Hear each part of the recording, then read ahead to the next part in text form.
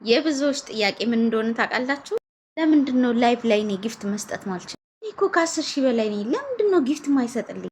እንደዚህ አይነት ጥያቄዎች ራሳችሁ ላይ ሁላችሁ የምታመጡ ብዙ ጊዜ በኮመንት ጠይቁኛላችሁ። ለአንድ ሰው ጊፍት መስጠት የምትችሉት የራሳችሁ ቲክቶክ አካውንት ላይ ገንዘብ ሲኖር ብቻ ነው፣ ገዝታችሁ ማለት ነው።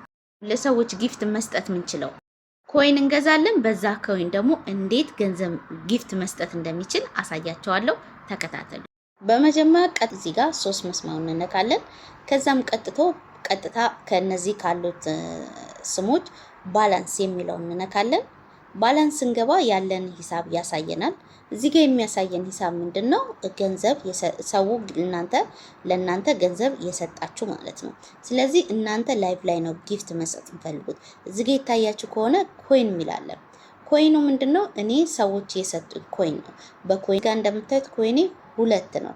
2 አሁን እንዴት ነው ኮይን መገዛው አሳያቸዋለሁ። ምክንያቱም እዚህ ጋር ትንሽ ብር አለችኝ፣ በእሷ መግዛት እችላለሁ። ቀጥታ ምንድነው ማገው ጌት ኮይን እላለሁ። ጌት ኮይን ስለው እዚህ ጋር እንደገና ሪተርን ምናምን ብሎ ሊያስቸግረን ይችላል። እዚች ጋር ያለችውን ጽሁፍ እንነካታለን።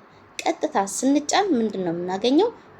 ኮይን መግዛት እስከ ስንት መግዛት እንደምፈልግ ያሳየኛል ማለት ነው። ለሁላችንም የተለያየ ሊሆን ይችላል። እዚህ ጋር የሚያሳየውን እንደ አቅሜ፣ ለምሳሌ እኔ በአንዱ ላሳያችሁ። አንድ ኮይን መግዛት ፈልጋለሁ ብዬ ስነካ ኤክስቼንጅ ይለኛል። እዚህ ጋር ኤክስቼንጅ የሚለውን እንጫናለሁ።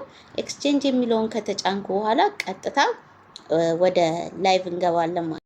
ማንኛውም ላይቭ ላይ እገባለሁ። ከገባው በኋላ በአንድ ኮይን በፈለኩት ኮይን 3 ኮይን አለኝ።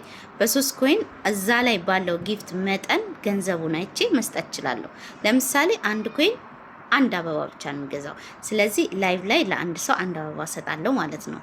አሁን እንደምታዩት ላይቭ ላይ ገብቻለሁ። ሰው ላይቭ ላይ አበባ ምልክቷን ነካለው። አበባ ምልክቷን ስነካ ሴንድ 1 ፎር 1 ኮይን ይለኛል። እሱ ነካለው። ቀጥታ ወዴት ነው አበባው ይወጣል። እዩት፣ ይታያቸዋል። ይሄ የኔ ስም ነው ማለት ነው። በዚህም የተነሳ ጊፍት መስጠት ትችላላችሁ ኮይን ገዝታችሁ።